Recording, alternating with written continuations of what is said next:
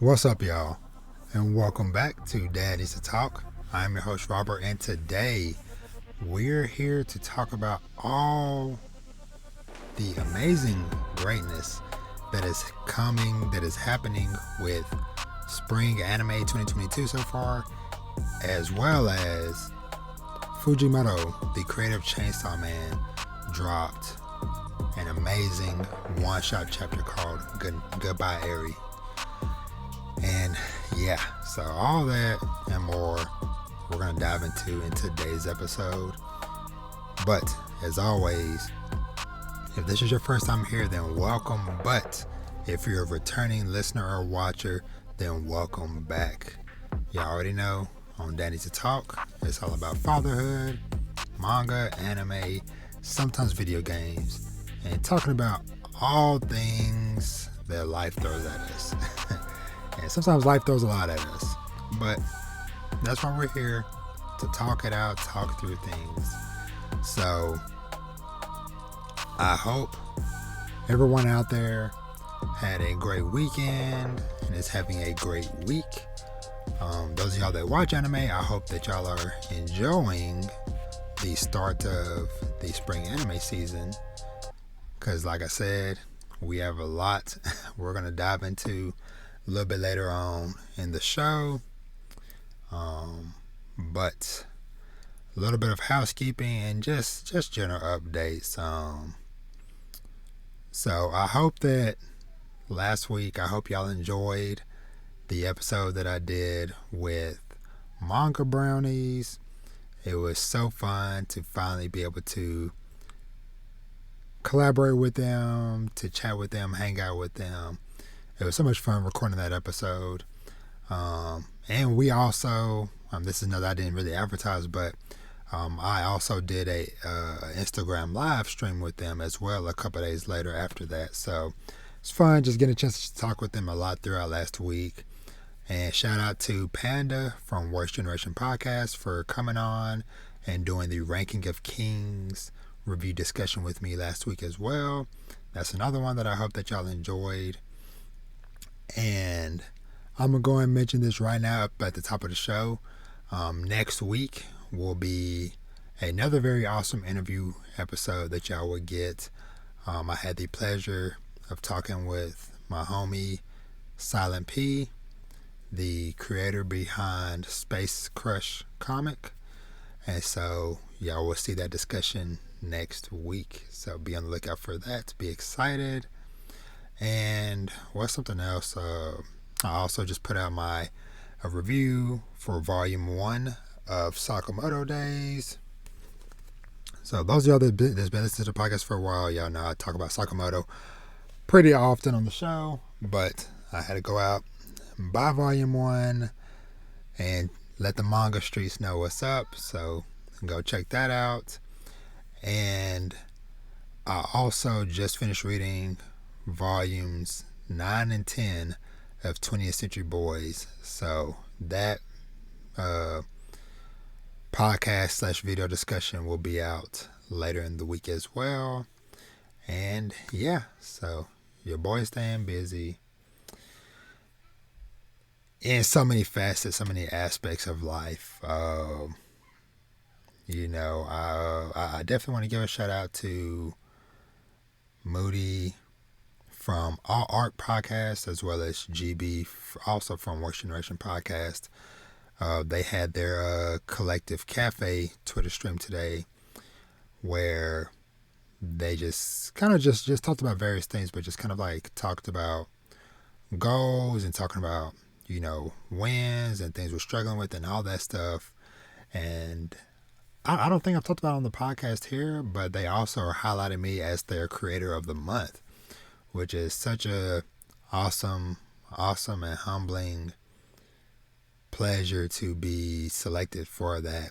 It means a lot to just know that, people out there in the community are paying attention to what I'm doing.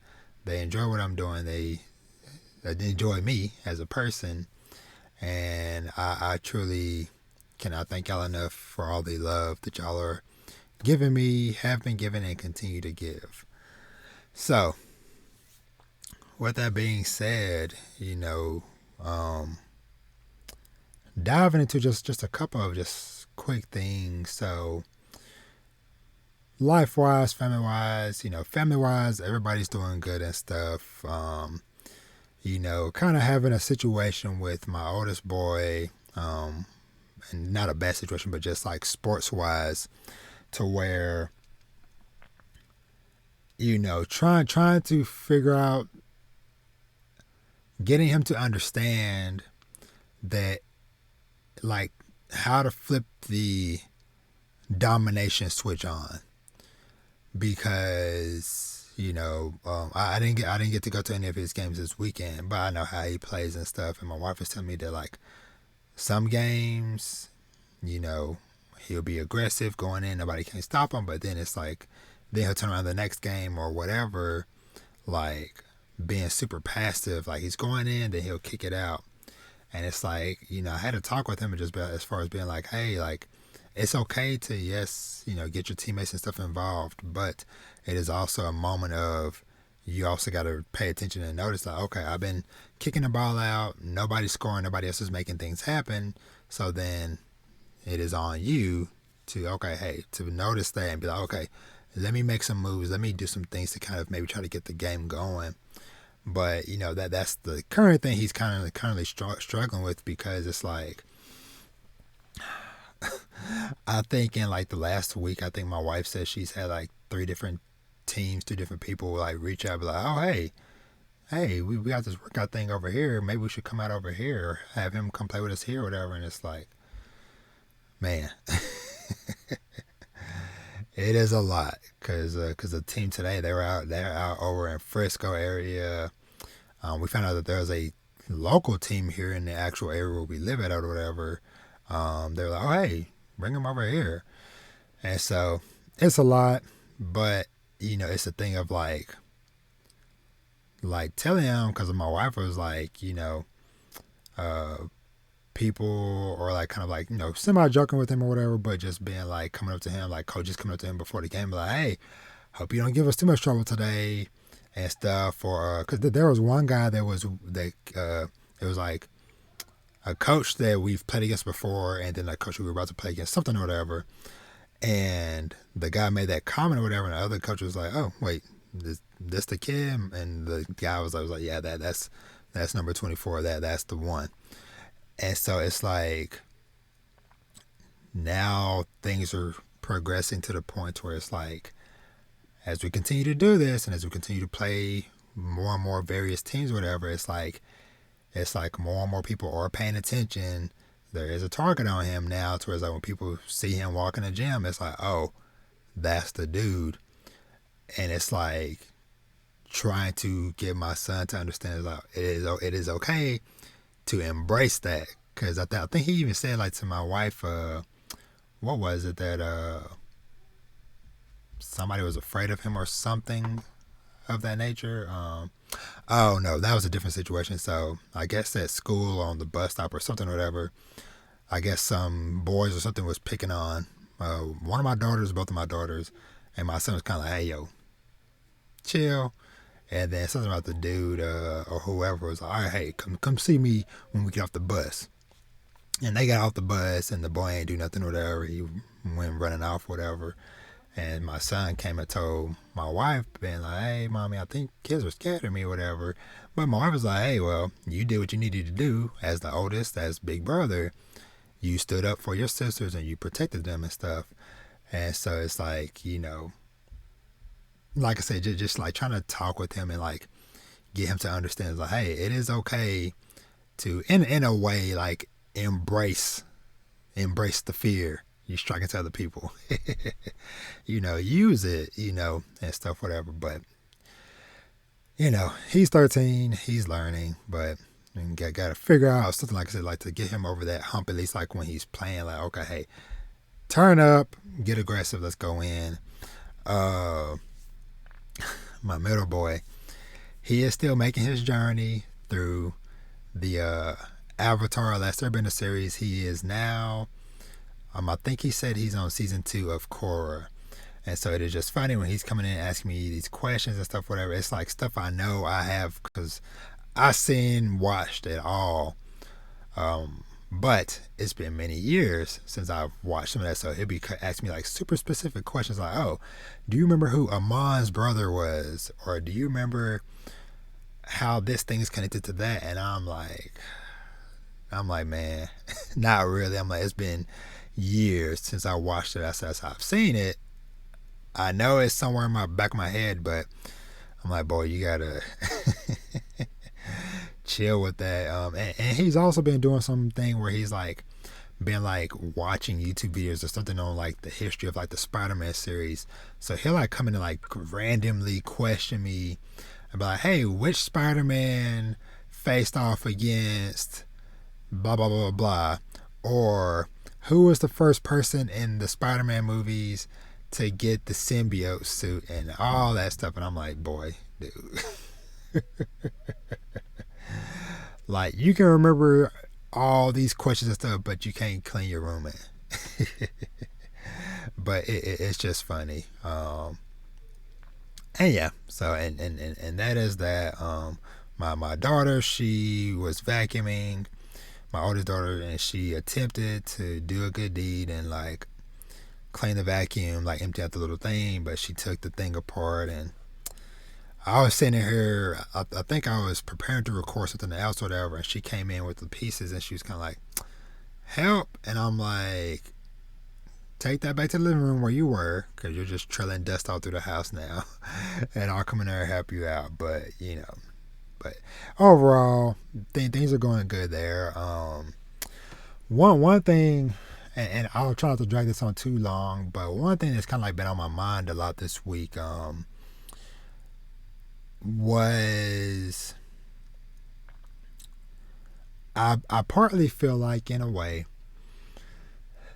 and not saying this is like an immediate thing, but it's definitely something that has like constantly been on my mind more and more recently, and that is me potentially, well, it's not even potentially, I am getting close to being at a crossroads situation to where, yes, I am very grateful to have my job and to be doing what I do. And because, you know, I told you, like, hey, my job is like super chill.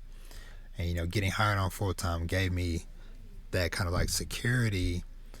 But, you know, it's like I'm kind of like thinking and taking note of some stuff.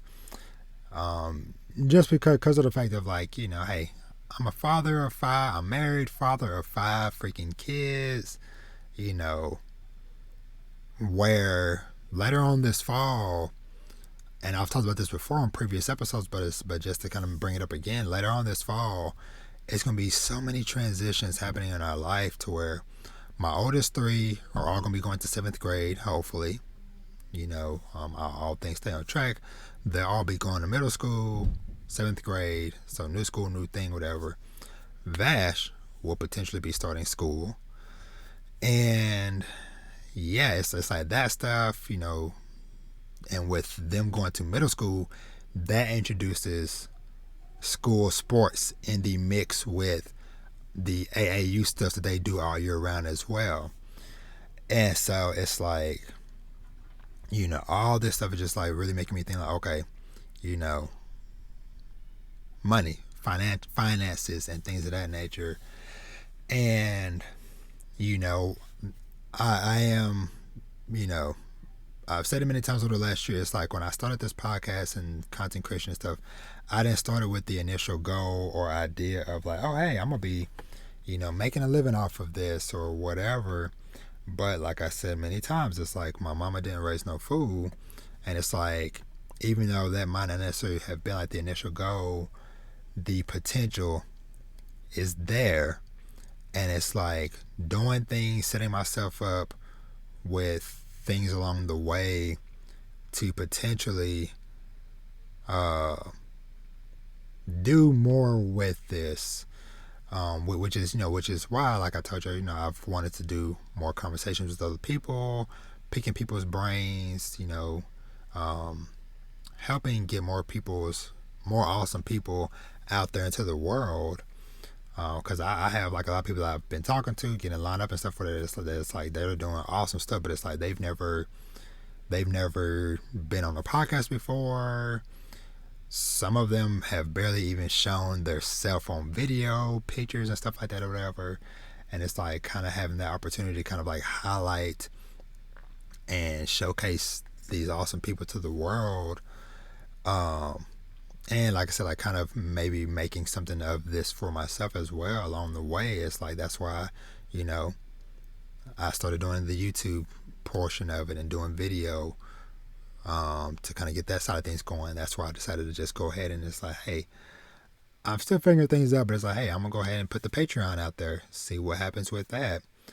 And yeah, but, I'm also, looking at the reality, like, because those are things that, might have payoff at any point in time, because this stuff it's all algorithms and so many unknown factors that are kind of sometimes out of our hands. But it's like, it's like it could be a year, 5 years down the line, boom, Robert and Danny's talk, one of the biggest things in the world, and I'm just living life just hey, I'm able to just to do the podcast and read manga and support my family and stuff. That could be 5 years down the line. Or heck, who knows? The algorithm acts right. Everybody finds me. It's like, oh, this Robert dude's been pretty dope, and he's been doing stuff for the last year. Boom, overnight success, yada yada yada. But that is too many unknown factors with that, and so it presents me with the job side of things to where, like I said, just being honest, and hopefully, who knows, somebody from work might be watching this. If you are, hey, thank you for coming by and supporting me. But this is where I come to talk. This is my safe space to talk. But it is like I am at a partial struggle just because I know and I understand the potential I have for what I do creatively, what I do in the tech space and things of that nature. And I feel like part of me, part of my heart, my soul is partially wounded because of the experience I had in my last job, to where, hey, I was before then, like back when Vash was born, I was working at one of the biggest hospitals in DFW. Good, secure job, probably could have been there for the rest of, eternity, for the next 30, 40 years and retire there being good, happy, healthy, whatever. But an opportunity came up to where it was like, oh, this place is closer to my house, good chunk of change, more money, and I get to kind of like, quote unquote, run the show. I get to be the main IT guy for the company. Hey, opportunity to flex my knowledge, my skills that I've built up over the years. And I took that job, and it kept my mind fresh. Like, I was always having to work and figure out things, but for the wrong reasons, because the company itself was unstructured, and that is not a healthy environment to learn and to grow in. And it ended up, burning me out almost to the point where I was like, man, do I even want to do IT stuff anymore at certain points? And, I made my grand escape and got to where I am now. But it's like, that scarred me for real. And like I said, I think it's something that like subconsciously is still kind of there, to where it's like, hey, Robert, you're in a good space right now. It's pretty chill, easygoing job. But it's also a thing of like knowing the reality of like, because, I look at, I've maybe mentioned before, there's like an older guy at work that I work with on a daily basis, or whatever, more or less, that like he's about 60 basically. And so it's like, okay, I'm looking at somebody that is twice my age, that is doing this. Now, granted, he's been there for less than like 8-9 years or whatever. But me thinking of like, and I brought this up before, but it's like, I don't want to be doing that stuff, that same role for 30 more years. Because, it's not necessarily like the most tech intensive type of job. It is honestly like certain aspects, not saying that there aren't those moments, but the normal day-to-day stuff, it's like, man, I could teach my kids, how to do some of this stuff, whatever. It's just like, hey, follow basic instructions, do this, do that, inventory stuff, and hey, maybe I'm not giving myself enough credit or whatever. But my main point is that, like, hey, there's not too much advancement and stuff in that particular role. And kind of thinking back to like just like a lot of stuff I've kind of been like hearing and learning about over the years, just as far as like business perspectives from people that have started their own businesses, their own jobs, entrepreneurs, people that are kind of like in between where they still have a 9-to-5 job but are kind of doing creative stuff on the side, kind of like how I'm doing with the podcast. But somebody somewhere, I can't remember where it was, but somebody had kind of brought up the point that like it's really like making me like come to mind again right now, to where it's like, not saying that this is the case with every single job, but your typical standard 9-to-5 job. You work your hours, 40 hours a week, yada yada yada, and it's like, regardless of, and like I said, I'm speaking super generally or whatever, but it's like, in most cases, okay, I worked my butt off today, hitting it hard. Man, I got 50 computers set up today or whatever. And then tomorrow, it was slow. I took it pretty chill. Heck, we didn't even get no requests. I literally did nothing all day. I still got paid the same amount of money if I had a chill, easy day versus, man, I was moving product, moving boxes, getting stuff out the door, out into the field, all that stuff, whatever. And it's like, the rate of money, the rate of income is kind of set, so to speak. Of course, like, there's some wiggle room. Okay, there's random opportunities here to maybe get some overtime or to, hey, get paid for mileage if I got to deliver something to a clinic or whatever. But the typical day or weeks and paid times, whatever, it's like, hey, you work hard, you work a little, whatever. This is your pay, and you kind of looking at it like at the rate that it's going or whatever. And then even like with pay raises, it's like, okay, that's like a year. A year from now, I'll get my evaluation. Oh, hey, Robert, you're doing good. Cool. Here's a little bump. But it's like that slow tick up over who knows how long versus, it's like there are some life and family needs that I have in the nearer future, to where it's like, hey, I know there's stuff out there that I am definitely well qualified for, because it's like I've done so many freaking things over the years, from basic hardware stuff, I've done networking stuff, I've even done freaking virtualization stuff with virtual machines and stuff, and everything in between, freaking over a decade of customer service and yada yada yada. And it's like I was like, search, just took a peek or whatever, and it's like saw something that was like instantly almost like big jump. But it's like that struggle of when to make that move, when to make that choice, because it's like, hey, we have hopes and dreams of, hey, getting out of this freaking apartment, getting an actual proper home to give my family, everybody's space to truly thrive and grow and do even more. But it's like I'm, the time it would take for me to get there at the current rate, it's not even in view, so to speak. But it is also thinking about, hey, everybody has their own times and moments for when things to happen. So I'm definitely not trying to like jump ship and force things to happen tomorrow, but just also looking at the reality of things. Of like, okay, hey, I am getting very close to a crossroads. So it's like, hey, I'm making do with the situation where things are now, with how life is at the moment.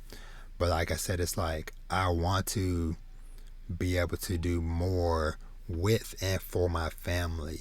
It shouldn't be a thing of like, hey, I want to do, like I mentioned before, I want to do like more hardcore one-on-one stuff with the kids and their sports stuff, or even just family time stuff. Like, hey, us going out and doing this, us going out and doing that. But it's like now it's like, not in the budget right now. Maybe I'll get y'all some cookies on the way home, or not really, but yeah, y'all get what I'm saying. But But yeah, but that is just like where my mind has been currently, and like I said, just like looking and thinking.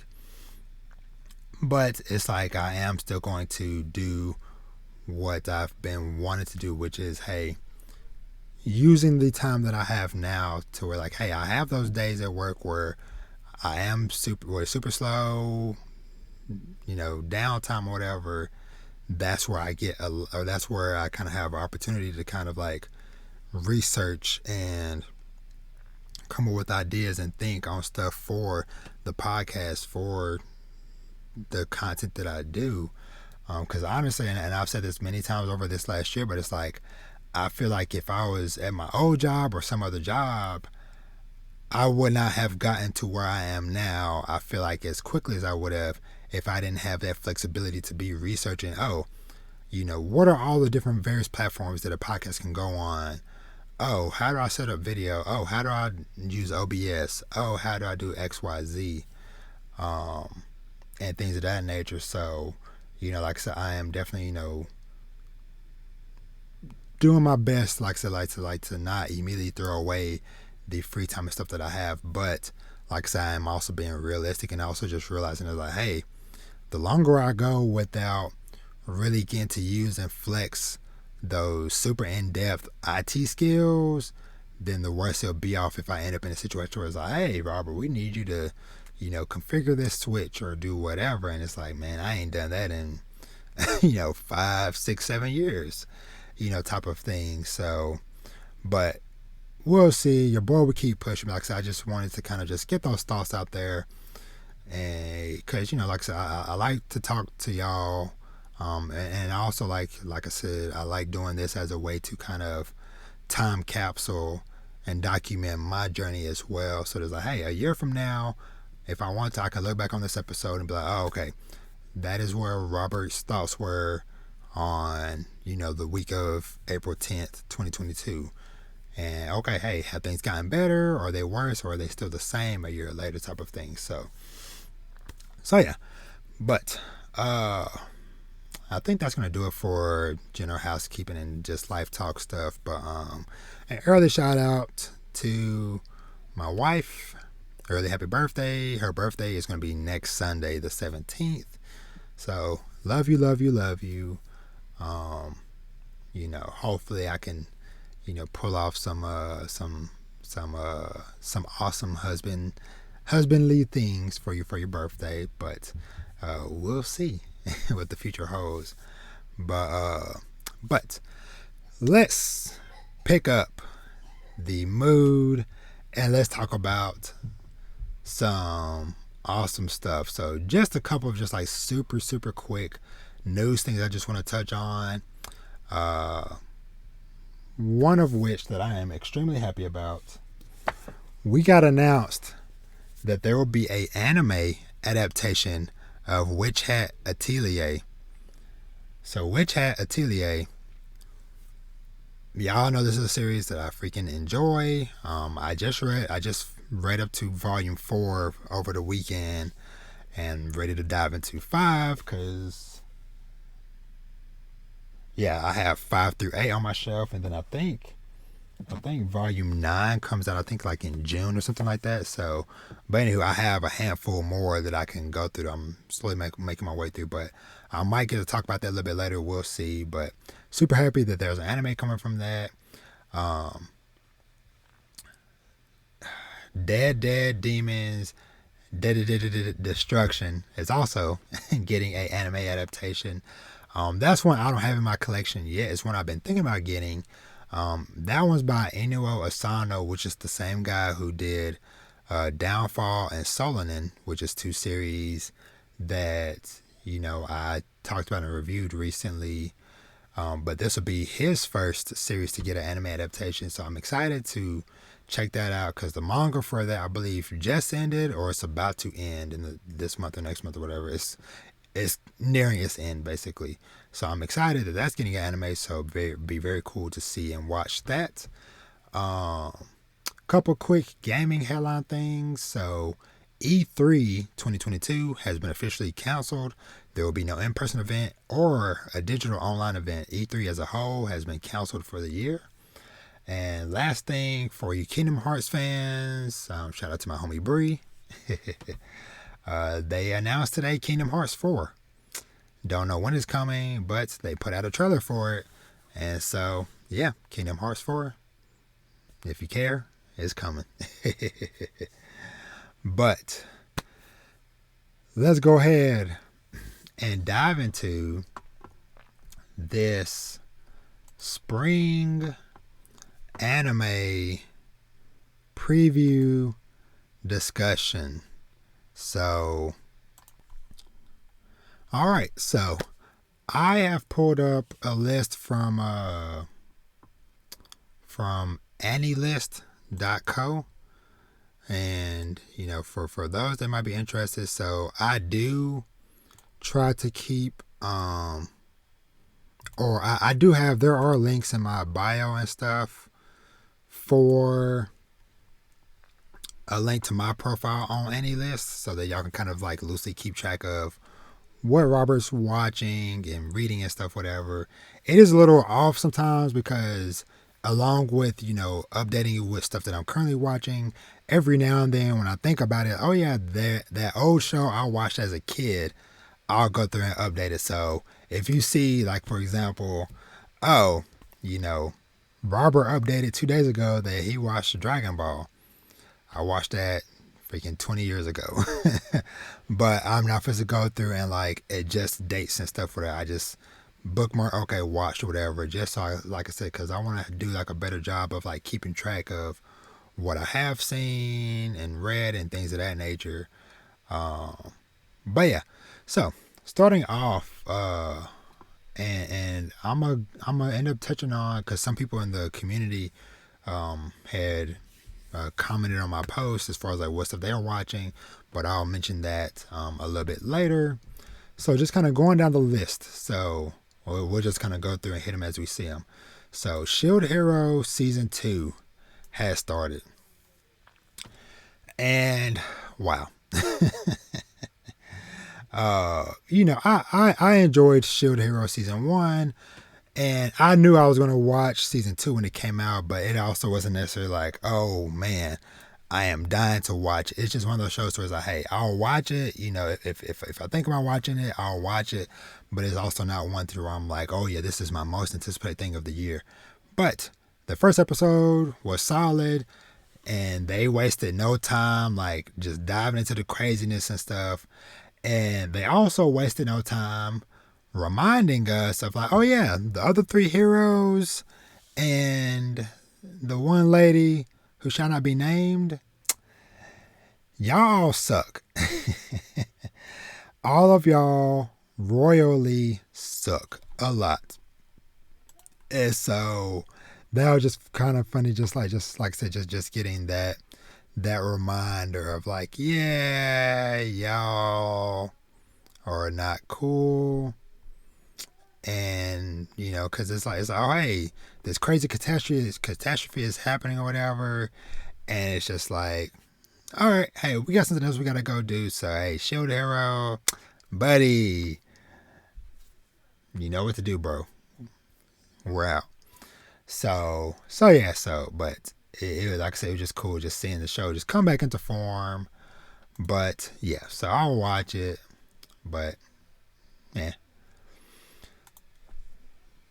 Spy Family, one of the number one things that I was highly anticipating, because y'all know that have been listening to the podcast for a while that your boy loves some Spy Family, and they reconfirmed that this will be a 25 episode season, and I think I heard that the second parts will be coming out in fall, so we'll get the first half of the season, the first like 12, 13 episodes will carry us through the start of summer, and then part 2 will start fall into winter. So, but this premiere did not disappoint. It was so great seeing that first chapter, that beginning animated, and just seeing like how they like visually it is on point because it is a Cloverworks and Wit Studio doing a joint collaboration. So visually it's on point. Music also was so good. Just a kind of like jazzy yet spy like music and stuff from like a James Bond movie or any type of like classic spy movie. But yeah, overall super awesome. Anya super adorable on the screen. And yeah, just Spy Family, so good. If you're not already watching it, go check it out. And I think, and so with the season being 25 episodes, because I think somebody also came across, or how they got all this information was they also saw like listings for like the DVD release that'll be coming out later, and it seems like it's gonna cover up through volume 6 to the end of volume 6, which would be roughly like chapter 37 or so in the manga, which I took a peek just to kind of refresh my memory. I was like, okay, yeah, that would be a pretty solid point to end the season on. So, but yeah, so Spy Family, must watch. Next up, so Kaguya-sama. This is one that I've heard people talk about for years and years and years, but I never have, just never been a thing I was interested in checking out. But actually, I don't know, that's for part 3, so I'm not going to add that on there yet. But I made mention of that or whatever, and somebody had posted the intro theme for part 3, and I listened to it and I watched it. I was like, man, okay, this has a night, this sounds really good. And so somebody was like, yeah, you like this intro? All 3 seasons, the previous 2 seasons have all been on point. And so I was like, you know what? I'm going to check it out. I watched like the first 5 episodes of season 1 in dub because I was like, hey, I just want to just watch something and just chill.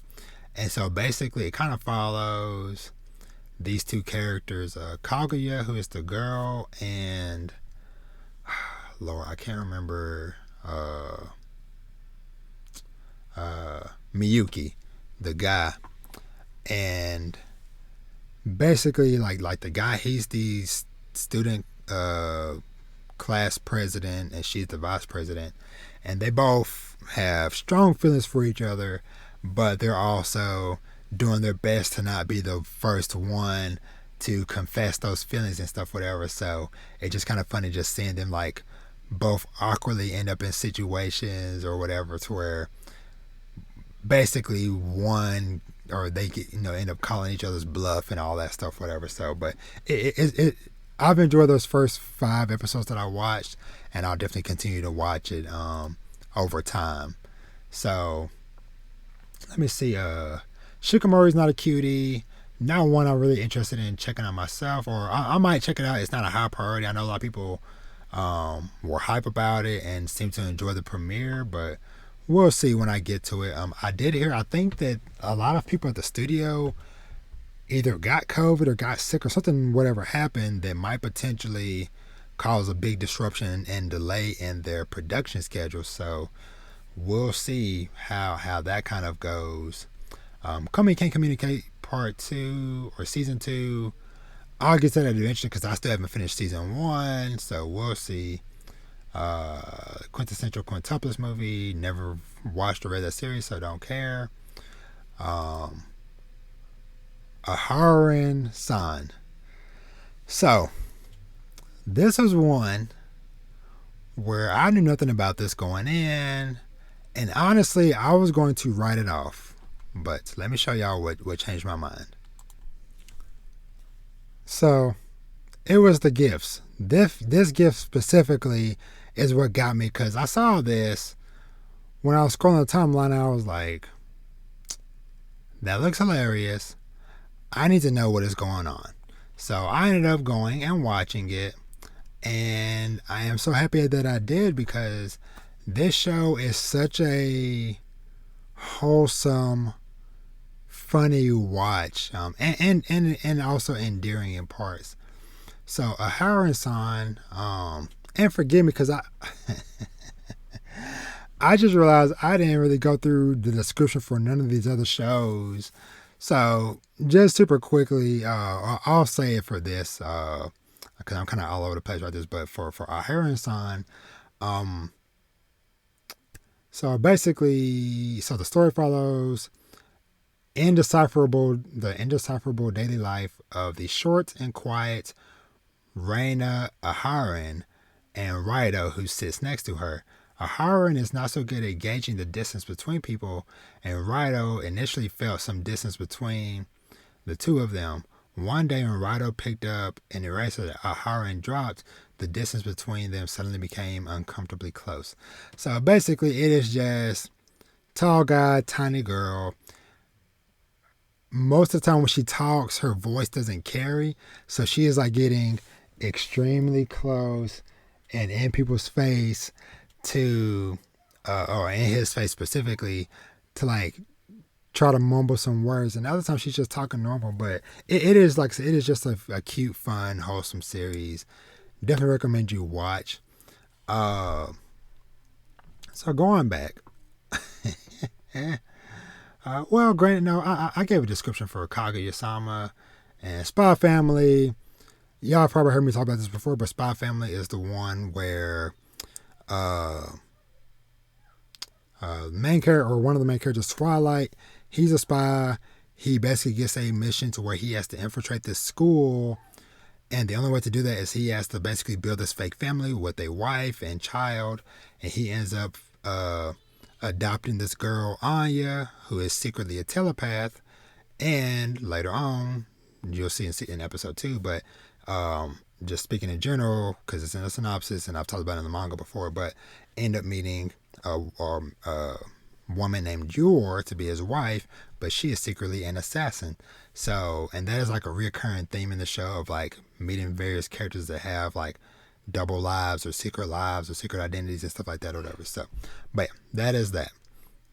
So getting back on track, didn't watch a Date Alive. It seems like I've heard people say good things about it. I have no interest in it.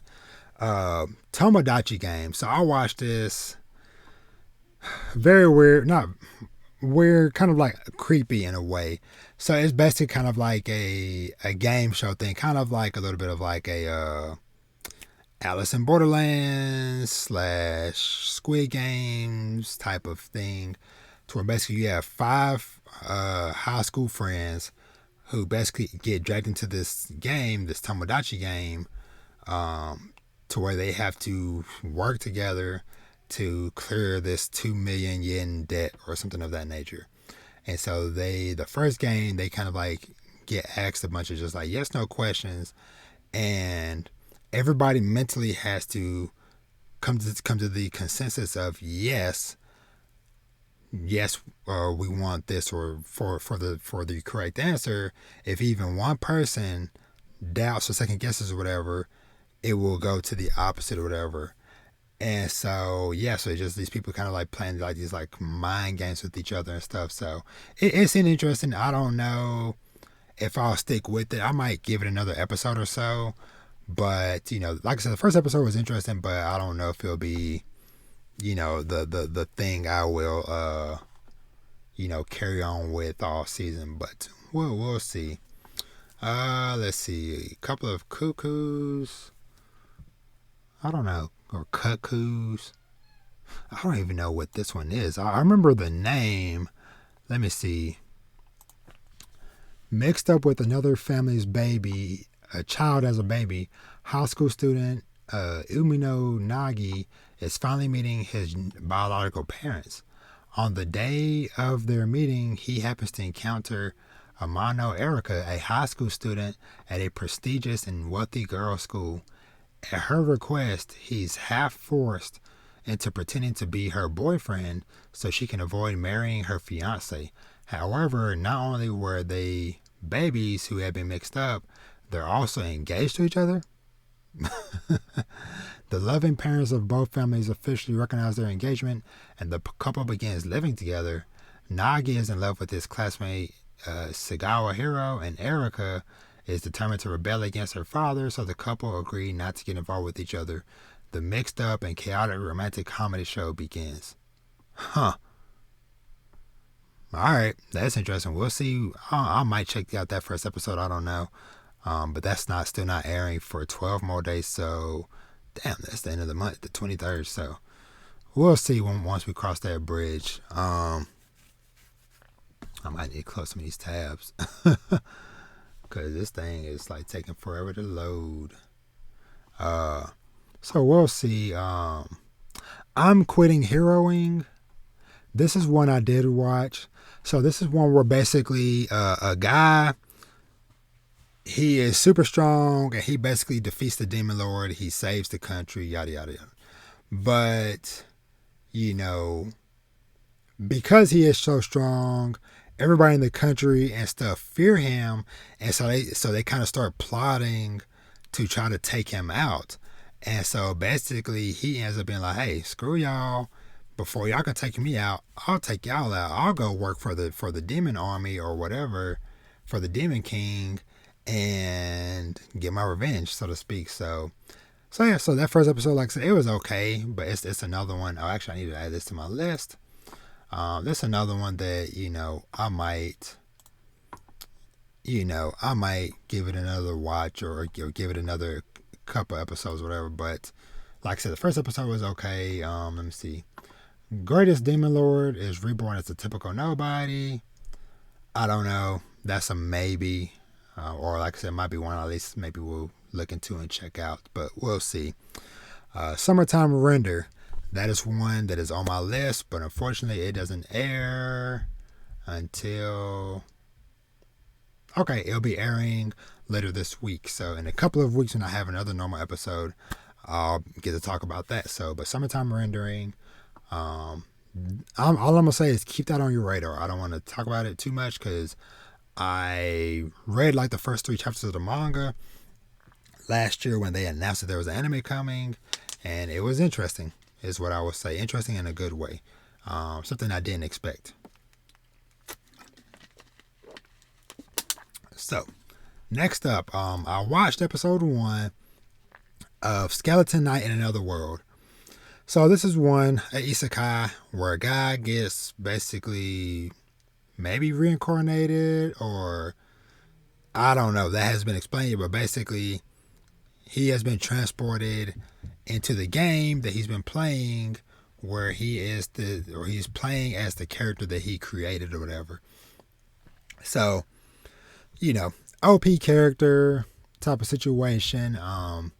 Starts off pretty like 0 to 100 real quick, cause it starts off kind of like on borderline Goblin Slayer episode 1. The situation happened in that, but not 100% as bad, but it was getting close. And like I said, that's how the episode starts. Like the rest of the episode is cool, but like when it starts, it's just like boom in your face. Ladies getting attacked, and it's like, okay, hello to you too. You hit play, you just mean hearing screaming and no. So yeah, that was a wild start. But like I said, I'll see where that one kind of goes. This science fell in love, so I tried to prove it. I've been seeing a lot of people talking about that one. I have little to no clue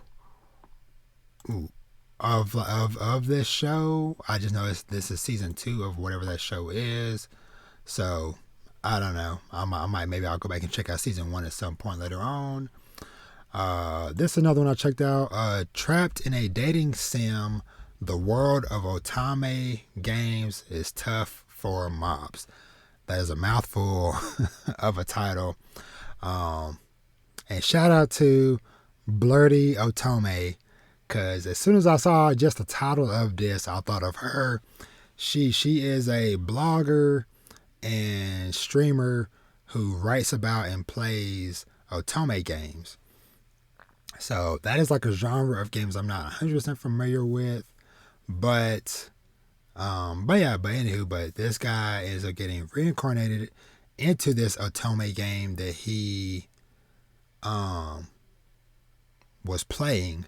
So it's kind of interesting, just like him having knowledge of the world, of the characters within it, and how he uses that to his advantage and for certain situations. So, like I said, I only watched episode 1. Episode 2 has already come out, but I didn't get to watch it before I recorded today. But I'll watch it in the coming days. But yeah. So that one, like I said, it was okay. It was interesting. We'll see where things kind of go from there. Uh, the Executioner and Her Way of Life. So I've watched first 2 episodes of this one. So minor spoiler twisting for this one, but the thing that got my attention for the first episode, and also as you can see on the cover, like lots of dope lady characters, all can hold their own. Basically, is what I'll say about that.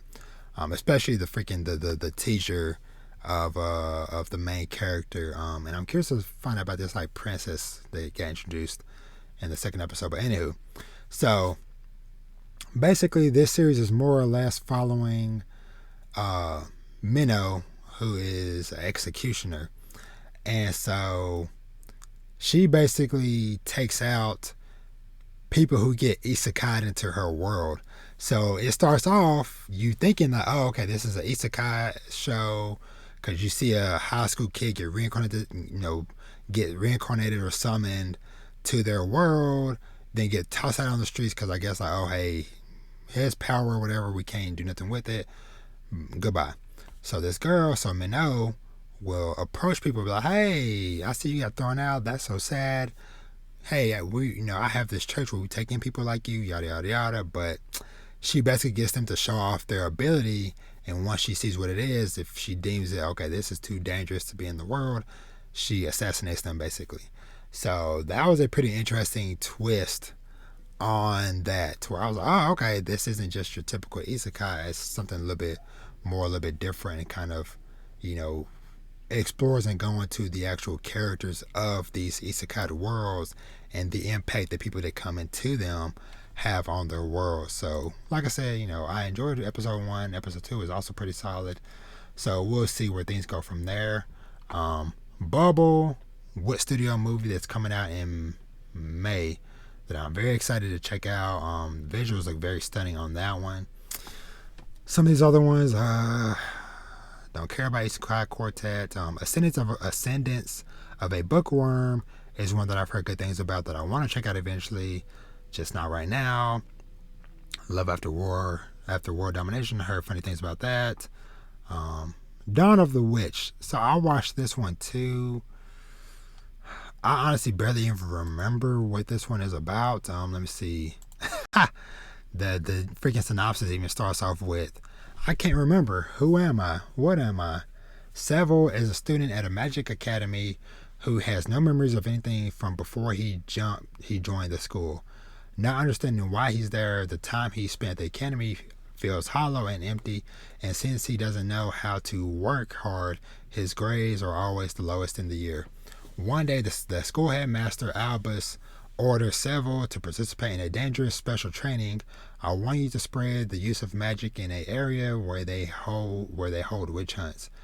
It has only been a few years since the war between the church and the witches came to an end. The world has not fully accepted witches and their magic. This is the dawn of the age of the witch. This is a story of how a young man, a boy, who is no one special, and his companions, who all hold wounds in their hearts, set out to end up finding themselves. So, don't, like I said, the first episode, it was okay. Like I said, it wasn't super memorable for the fact that I freaking couldn't remember, the highlights of it or whatever, but we'll see. Aoshi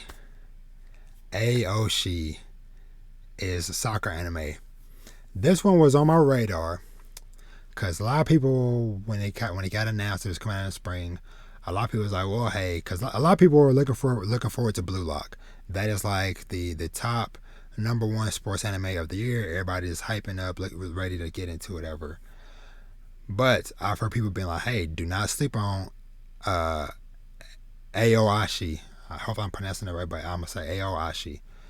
So so basically with this series, I'll just say this off the top of my head. So basically you have a main character who has dreams of being a great soccer player, but he kind of also has like a attitude and a personality to where he basically is the star of the show, so to speak, to where hey, he's the one scoring like pretty much all the goals. He wants the ball, yada yada yada. But there is more to him and his situation than meets the eye, because this first episode, basically it's like the championship game, or like the biggest game of the season, playoffs or whatever. And all these people are there. His mom took off of work to come see him play. They're scouts from a high school he's trying to get into and all this, because they're in middle school at this point. There's a high school scouts for a school he wanted to go to, whatever, there to see him. Well, there's a goalie from the other team, eggs him on, talking trash about his friends and his family, whatever, and he ends up Ashito, the main character, his last name is Ashito. He ends up headbutting the dude. It starts a fight. Their team ends up losing, whatever. And then the coach comes to him and is like, man, hey, you losing your temper, not only that, hey, your mother took off to come watch you play, so that's a disappointment for her, but you also, hey, hurt your team, because, since you got that red card, and yada, yada, yada, the other team went back up by 2 points, and we lost. And the scout that was there for you from that school or whatever, he said he doesn't want anything to do with you or anybody with a, that basically can't control themselves like that or whatever. So, yeah, so he is devastated, obviously. And so there was another guy in the audience who we found out is a legendary soccer player who was a prodigy. He went pro the whole 9 yards, but then he kind of like dropped off the face of the earth like a decade or so ago. Well, he shows up and he tells the Shito, he's like, hey, I see how you were playing. You got potential. And basically ends up offering him an opportunity to come and, hey, join. He's trying to basically put together this like super team of the best to take on the world, basically. And so things happen and they basically end up bonding and connecting. And one thing I enjoyed about this show, this first episode, was seeing like, the struggle of, his mother being a single mother. We don't know what happened with his father. At least I don't remember them saying anything, but the struggle of a single mother raising 2 sons, because he also has an older brother who seems to be like a young adult, I believe. And the offer to go to the little training camp or whatever for tryouts with the guy, the mom is kind of like, hey, we can't afford to send you here or to do this and that or whatever. So he's like, you know what, it's okay. I would just go to this other high school and be fine with that.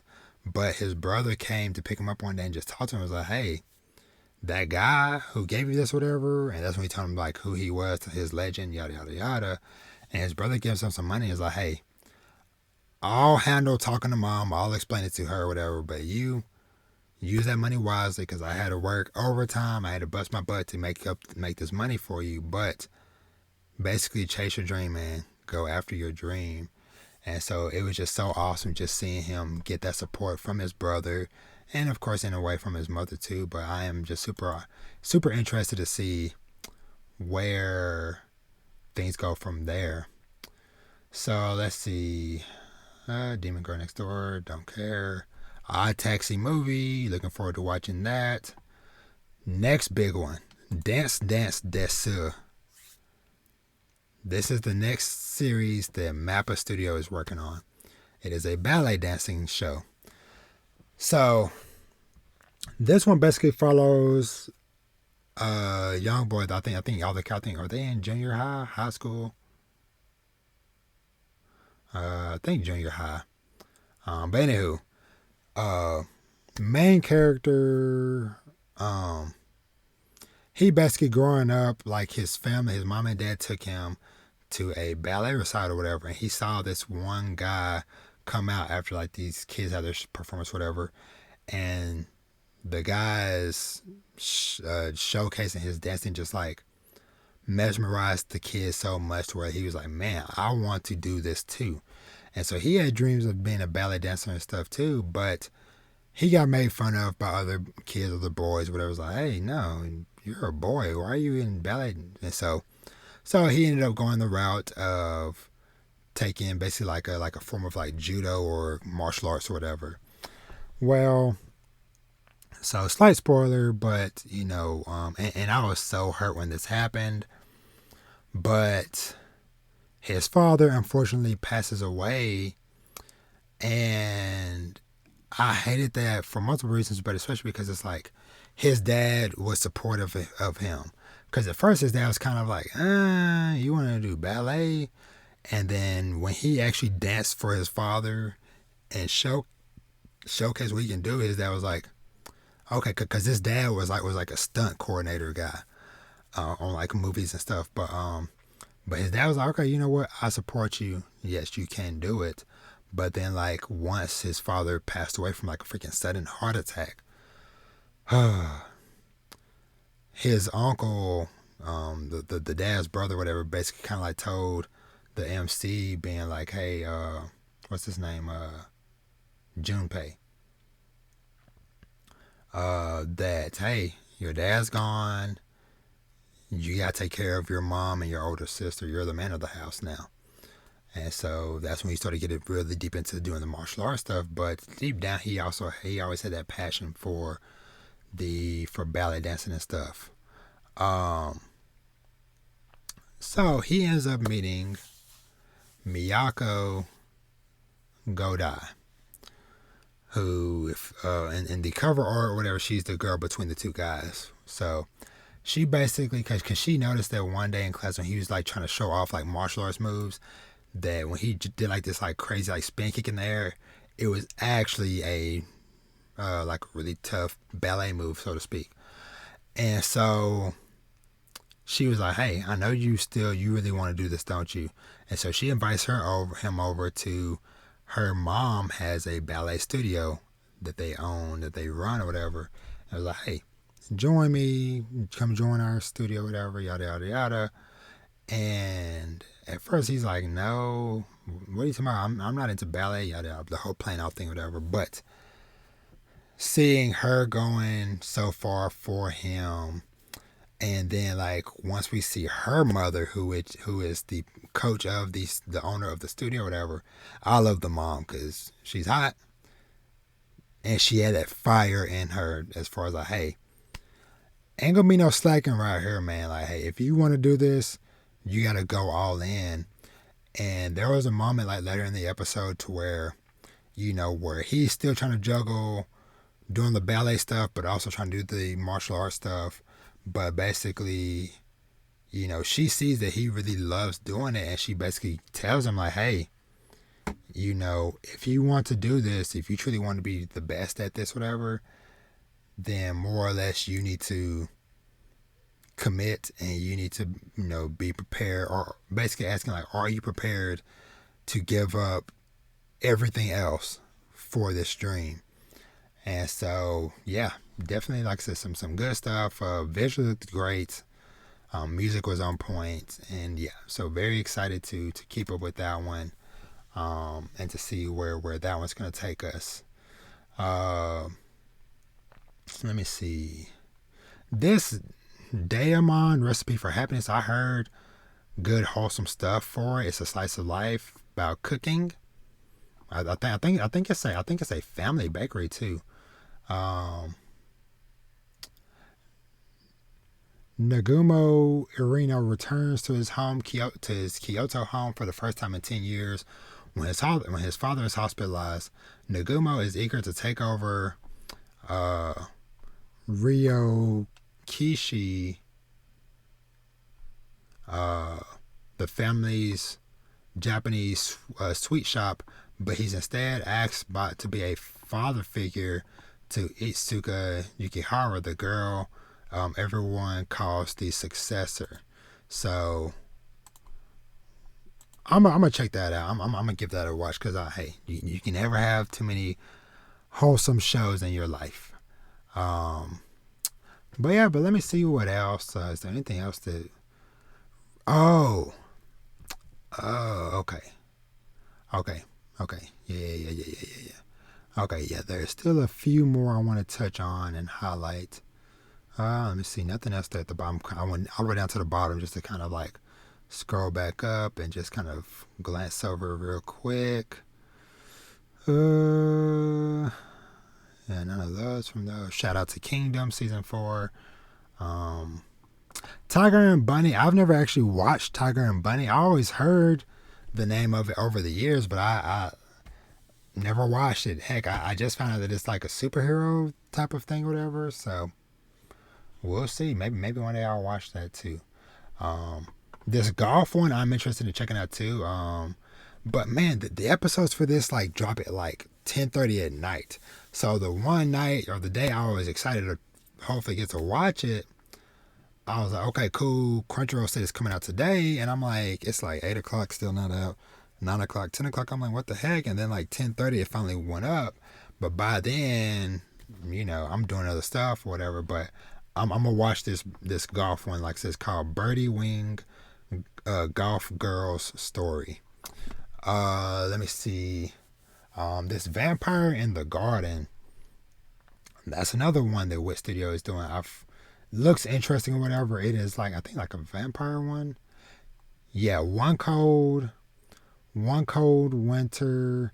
Humanity lost its battle with vampires. Gosh dog it. With vampires and with it most of where they called home. A small population of survivors created a wall of light in a small town to protect them and give them a place to live in peace. Our protagonist Momo lives a repressed life, but still wishes to coexist with the enemy, the vampires. So, but anywho, I'll watch the trailer for it. It's gonna be on Netflix, so I'll definitely check it out and let y'all know what I think whenever that comes around. So, let's see. So, I think this is the last spring anime I'm for sure going to watch. This Love All Play is another badminton one. I might check it out later at some point, but I'm behind on Salaryman anime, so I still got to catch up on that, so maybe someday. But this one, Heroines Run the Show. Now, Heroines Run the Show. This is one, once again, was not on my radar. I don't think I saw anybody talking about this because, from my understanding, this show is based off of a song by the same name. So, basically, this follows so the main character, her name is Hiyori. So, she lived in a small country town, and she ended up moving to Japan, to Tokyo, to the big city for an opportunity to join a actual track team, because wherever they were living at, their town and stuff, their school was so small that they didn't even have a track team for the school. So when she was transitioning from middle school to high school, her parents were helping pay her tuition to get her into this school. So she is the oldest of, I believe 5 siblings, if I'm remembering correctly. Because she's the oldest in high school, and then she has a brother that's in middle school, and I think 2 younger sisters maybe, or 2 other smaller ones that are in elementary. So it's at least 4 of them. So she moves to join the team or whatever, but she ends up having to sit between these 2 guys that she has no clue who they are, but she knows that they're always bickering, they're always fussing and fighting. But every time they're around, the girls are, oh my God, just screaming, hype. Oh my God, who are these dudes? And so she's kind of like, I don't know who these dudes are. So she's out and about somewhere and basically ends up seeing them on TV, and basically finds out that they are part of a of a pop idol duo called Lip Lip. And yeah, so it's like, okay, that's interesting that she is sitting between two pop idols, because of course now that makes other girls jealous of like, oh, who is that girl? Why did she get to sit between them? All that type of stuff. So funny moments there. And actually seeing her like legit like giving her all to chase her dream of doing track. So one day she's having a video call with her family, with catching with her family and stuff, whatever. Her dad ends up getting hurt at work or whatever, and ends up, kind of, long story short, financial situation set in, and so she tells her mom, she's like, hey, you worry about my younger siblings or whatever. I'll get a job to kind of help pay for my living expenses. And so her mom was like, all right, well, hey, we're still going to cover your tuition, but thank you, that would be a great help. So she goes on a job hunt. Application, job, just searching. And so she's striking out, not finding nothing. So she finds one job that is like, yo, okay, it's got good money, super flexible hours, I'm going to apply. So when she shows up to the interview, it's like all these older women in business attire, all that stuff. And so basically she ends up, because not knowing what the job was at the moment, but she ends up getting the job and then finding out that the job is a manager in training for the two pop idol dudes. So now, not only do they go to school together, they're in the same class and she sits between them, but now she is also their manager. So I am excited to see where this one is going to go. Cause like I said, just like, this is classified as like a slice of life. I'm saying this is a slice of life / coming of age, sports, music series, so to speak. Or I don't know, we haven't like seen like how much they're going to actually do like actual singing or whatever. But I'll definitely say like, hey, coming of age sports series. But that first episode, like I said, like was really impressive, and so I'm definitely want to check it out and see, what it's about. But I think that's it with the spring anime. Let me see, just checking my list one more time. Yeah, that's it for the anime. So I'm trying to think. Other stuff I've watched this week, nothing too crazy. Moon Knight is still good. I'm not gonna say nothing specific about that, but Moon Knight is still good. I still need to watch the new episode of Atlanta.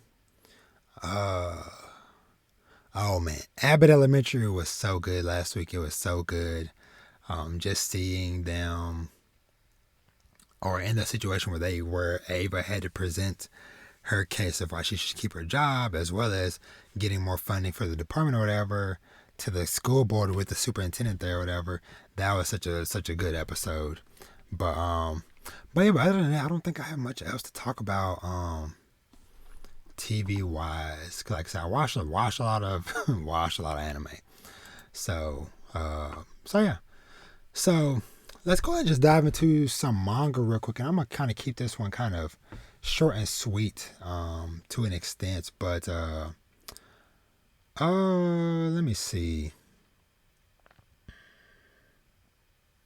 Because I really want to talk about like a couple of things.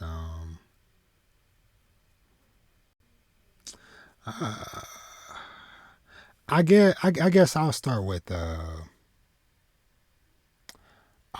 with My Hero Academia manga chapter 350, which shout out to Kendra and the crew over at the My Hero Academia podcast, because this week they or we, because hopefully I'll be on the episode with them, but they will be recording their 200th episode of the podcast. So I was like double hype, double milestone, because episode 200 of the podcast for chapter 350 of the manga. Super awesome. Love to see it. So shout out to Kendra and your podcast. Super awesome. Keep up the great work. I know you've been doing this for many years. So hey, shout out to you. So my hero, this chapter 350, we basically got a lot more concrete information and background on what happened with Dobby all those years back, and we basically learned that, like, yeah, more or less Dobby more or less did die, or Toya more or less kind of died, but All for One found his body, and he was basically unconscious for 3 years. 3 years passed, and he was unconscious or whatever while they were basically like rebuilding his body more or less. And so when he came to whatever, basically he still wanted to go home. He still wanted to be with his family. But when he got to he ended up eventually like getting out and like going to try to see his family. But when he got there, he just saw Endeavor still doing the same stuff that he was doing to him, but just to Shoto now. And so he kind of chose at that moment to, okay, hey, Toya is dead now. Dobby is born, and just seeing like how all like his thought process, like how all that kind of went, and just hearing the doctor that works with All for One, just hearing him talking about how basically Dobby was such a loose cannon to where even All for One didn't want to have to deal with him, so that's why they kind of just let him do his own thing. Just because, okay, this is literally a wild flame that we cannot contain. So, yeah. So, but we'll see where that's going to kind of go. It kind of ends off with Dobby and Shoto squaring off and kind of like launching big attacks at the same time. So, we'll see how that kind of wraps up. So, next up, and I'll briefly touch on this whatever, but One Piece chapter 1046. So this chapter was more or less kind of just like looking around on what everybody else is doing across the island, so to speak, because the whole place is ablaze on fire. But due to some teamwork between Razo and Jinbei, they end up curving some water up into it and flooding all of Onigashima to get rid of to put out the flames. So yeah, so pretty solid chapter there. Yeah, like I said, I ain't got much to talk about with that. Briefly, with Witch Hat Atelier, up to volume 4. So Witch Hat. So they're dealing with this exam, which first of all, I want to say I love these freaking, what are they called? They're called like scale wolves or something like that. Hold on. They say it. Yeah, scale wolves. These things look so dope. It's like a freaking wolf, but it's just instead of the normal fur, they have scales. So they look very dope, and I think they're kind of like a greenish color, tint of color, if I remember seeing that somewhere in here. But so Agate and Richie are basically going in for along with this one boy who has like zero confidence because of his freaking master, but they end up going in this like a freaking snake way test where they have to deliver these like freaking penguin looking things to the other side without them discovering that they're actually people, yada yada yada. Well, the brimmed hats end up attacking while they are in there, and I was so happy to see her, the black witch lady, show up, and she's kind of like the proctor for the test. And so, but just seeing everything just kind of just that unfolded to seeing more of like Richie's personality, where she is like so hell bent on only drawing stuff that she wants to draw that it kind of like hinders her in some other aspects or whatever. But just like this whole sequence of events was just like so wild. Seeing them, trying to figure out their way through the maze and stuff, or through the path, while Q-Free, he ends up getting hurt outside and stuff, and then the black teacher, she ends up getting abducted, and the poor boy, he ends up freaking getting turned into one of the freaking scale wolves. That's because when they cast like a forbidden magic spell on him, he was wearing like this like scale wolf suit thing that they were wearing to kind of help conceal themselves, but the magic had an effect where it turned him into one of them. So very, very sad way for that boy to kind of go out, at least for the time being. But yeah, it was just a very, very fun read. Just reading these recent couple chapters and stuff. But last thing that I truly want to end off on.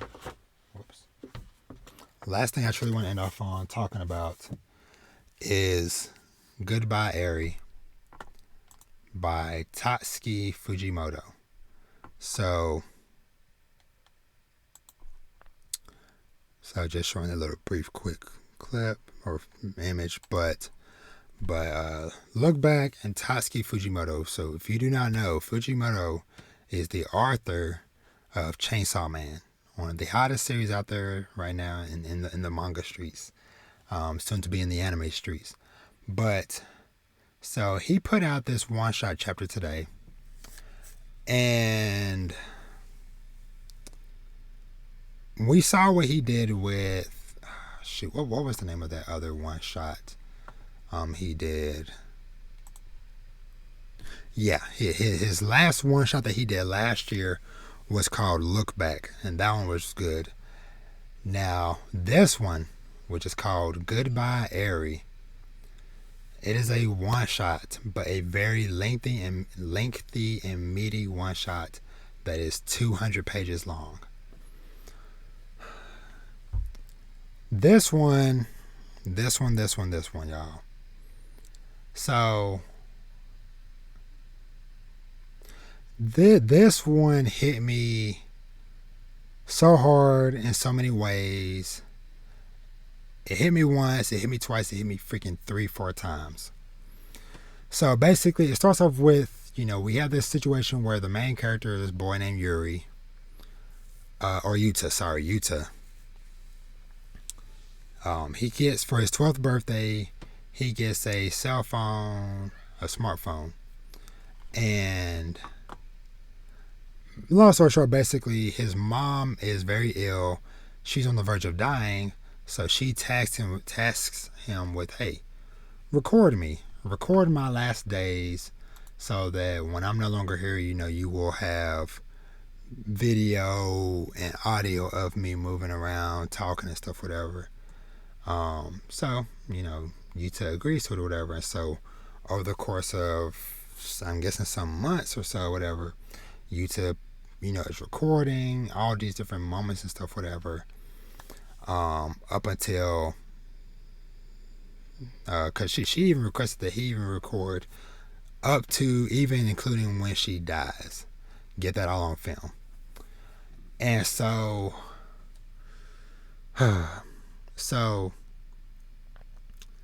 this stuff really hit hard for me, because those of y'all who know, who's been listening to the podcast for a while, and especially those of you who listened to episode 1 and knowing why I did this podcast, is because, over a year ago now, but I lost, both my older sister and my mother both passed away.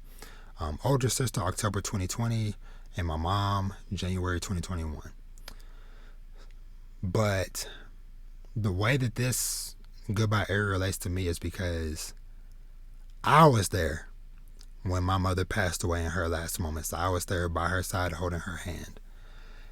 And so the moment where, we're seeing all this stuff, whatever, and we see Yuta get to the hospital, because Yuta's dad is like, hey, this is it, mom's about to go, come on. And they get to the hospital entrance, and then Yuta just like runs away and basically doesn't go. Now, of course, there's like a weird moment that happens afterwards where it's like, oh, all this footage that you documented, you turn into a mini short film for a school festival that pissed off a lot of people because people were like, yo, that was in poor taste. Why would you do that? Why was there a freaking explosion of the hospital exploding at the end, type of stuff, all that different stuff, whatever. Well, Yuta, or like I said, like that moment, as far as like that connection, it was like I understood it, I felt it, because I was also of course, hey, I'm an adult now, I'm in my 30s, early 30s, and so of course I was there, but the lead up to it though was like, hey, I was outside chilling with my nephew and one of my cousins, or whatever, just talking. And then one of my aunts, one of my mom's sisters, sent a message like, "Hey, Robert, I think she's getting ready to. I think your mom's getting ready to go. Come back inside. Hurry up." And so I was able to make that, to be there for her, but Yuta couldn't do it in that moment. Well, Yuta kind of gets another chance though, because Yuta is so hit heavy by the criticisms and stuff by other people, being like, hey, why'd you do this? That was in poor taste, yada, yada, yada, yada, yada. And basically, Yuta was about to, and sorry, potential trigger warning, but Yuta was about to potentially try to commit suicide. And so, but they were going to do it at the freaking, Yuta was going to do it at the freaking hospital that his mother died at. And so as he's getting up on the roof or whatever, the girl is there. And the girl is like, hey, what you doing? And if you're thinking about jumping, please don't do it here. It will ruin the reputation of the hospital. This is a good hospital. Go to the other hospital across town. They're horrible. The doctors are horrible, horrible people, yada, yada, yada. So before Yuta can do that, Eri, though the girl he meets, her name is Eri. Eri takes Yuta and is like, hey, before you do that or whatever, come with me. I want to show you something. And she has some abandoned building that she set up a projector, and they begin this relationship where they're watching movies because she was a fan of his movie. Well, we find out she was a fan of the movie for other reasons later on, because we find out later on that Eri is also on the verge of dying, and that she wants Yuta to do another film, but to record her in her last moments. And unlike how Yuta left his mother there, she wants Yuta to be there at the end for her. And so thus begins this journey where they are watching all these movies together, bonding. They are going on adventures and shopping and to the park, to the aquarium, all this different stuff, whatever, just making memories. And then just seeing towards the end where we see Eri's health getting worse and worse, to where, she's in the hospital, she's on an IV, she's in a wheelchair, all these different things. And then we see that, Eri, eventually passes away. And, once again, Yuta shows it to kids at the school, at the next school festival the next year. Of course, everybody's sobbing and stuff, because that's something that they kind of talked about. It was like, hey, Eri wanted everybody to be crying when they saw the film or whatever. So that's done or whatever. So, but for the several years, like freaking decade or so, probably past this point, Yuta continues to work on and edit the video that he did of Eri, because he was like, man, it feels like there's something else I need to do, something else I'm missing. So he's steadily coming through all the hundreds of hours of footage that they recorded over that time together. And meanwhile, we hear him talk about how, he, because that was in middle school when he did that. We saw a thing where he went to high school, went to college, dropped out of college, got a job, got married, had a daughter, and then it's like, okay, hey, life seems good, until, boom, once again, third time, tragedy strikes again, where he says that, hey, one day he was in the car ride, hold on, let me see, Yeah, so everybody saw. Okay, so that day, he said his wife, daughter, his father, and himself were all in the car I was driving. In an instant, everything went dark, like a TV turning off. And next thing you know, he's waking up, looking at the ceiling. Now, that is something that you kind of notice throughout the one shot. Is there are moments to where he's looking at somebody, and then it's like his vision starts to get kind of like blurry, and then sometimes then it comes back to normal, whatever. And so it's like, what is that, like, what is going on? So that he's like having these like random blackout moments. Well, he had one. Unfortunately, it's like he had one where his family all died. So like everybody, his dad, wife, daughter, gone. And so he's here again, filming himself, and he's like, okay, hey, I can't do this no more. This really will be it. I'm supposed to go end it or whatever. So he decides, he's like, you know what? I'm going to do it at a place that holds a lot of memories. And he goes back to the place where him and Eri are watching movies. Well, he walks in and there's a movie playing and Eri is sitting there. And so she just comments when he walks in, she's like, you're a lot older than you were back then, because she's looking at him on the film versus him as a freaking adult coming in now. Well, long story short, there was kind of like a made up story thing that he said during their short film that he did about her, whatever, was like, oh, she's a vampire that whisked me away, yada yada. And then she's like, no, actually, yeah, that part was true. I am a vampire. And so I write notes to myself so that every time when she quote unquote dies, she can get her new self up to speed.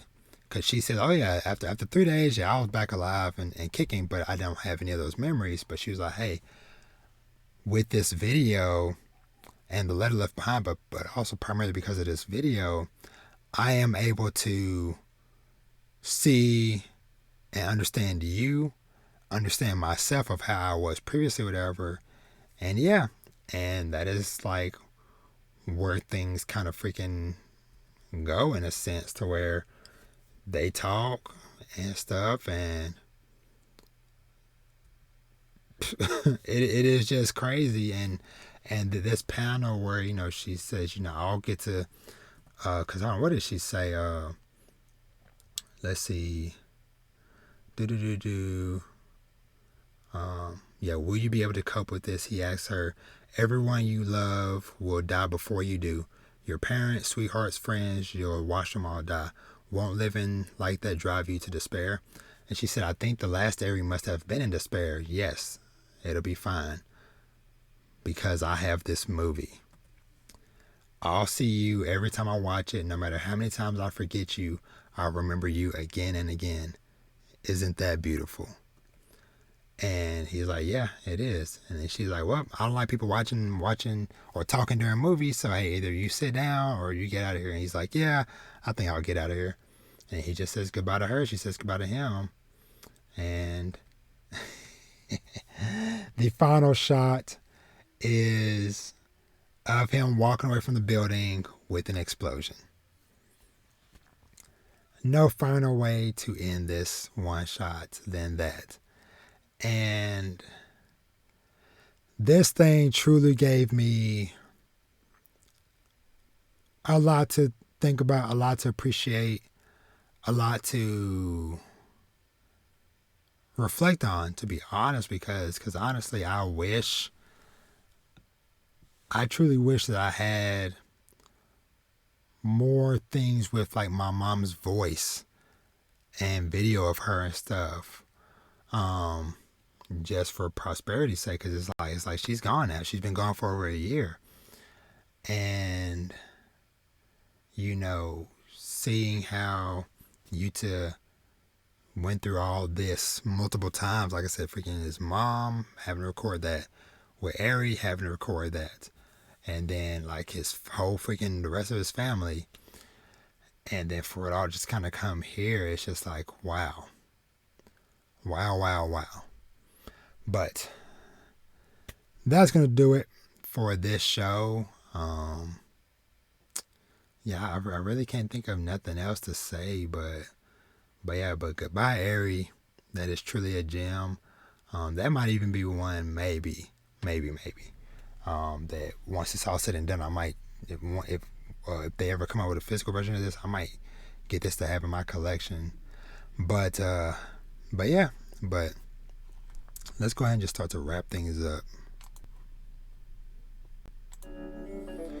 All right, y'all.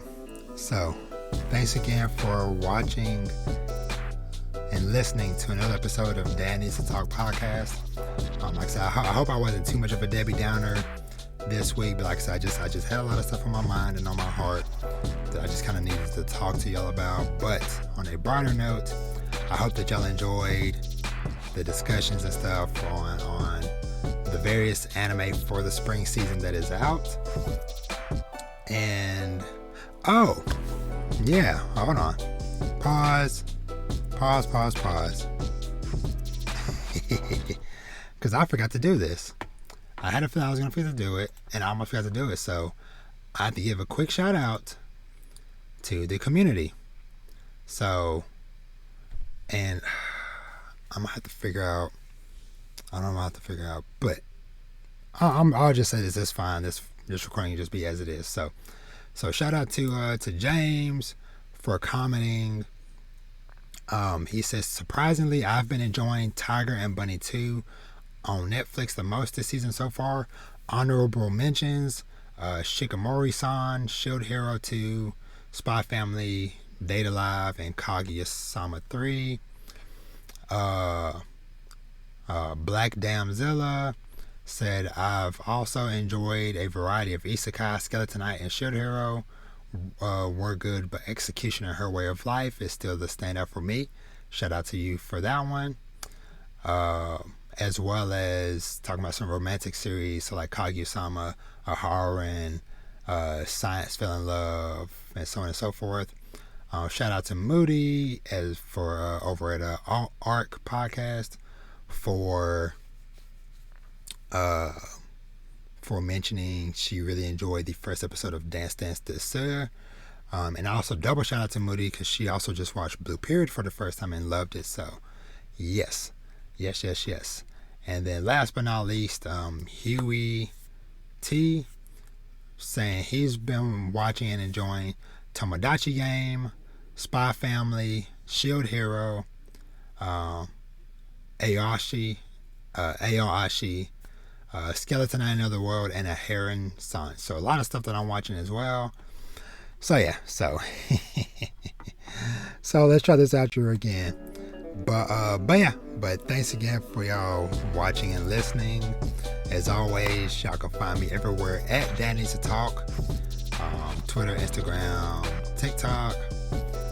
And if you're not already, make sure you subscribe to the podcast, both on YouTube as well as on whatever streaming service that you use. Go leave your boy a 5-star review, both on Spotify and on Apple Podcasts as well. Let the world know that you enjoy listening to your homie Rob. And yeah, and as always, hey, patreon.com/Dad Needs to Talk podcast, or Dad Needs to Talk is there as well. Go check that out. Support your boy. And with that, like I said, next week's episode, I'll have a very dope guest, Mr. Silent P of Space Crush Comic, on as my guest, and many more people coming beyond that. But with that, I need to head out. Y'all be easy. Y'all have an awesome day, week. I love y'all so freaking much. And as we always say, treat yourself to something nice. Read some manga. Watch some anime. Play some video games. And as always, live your best life. I love y'all. Take care.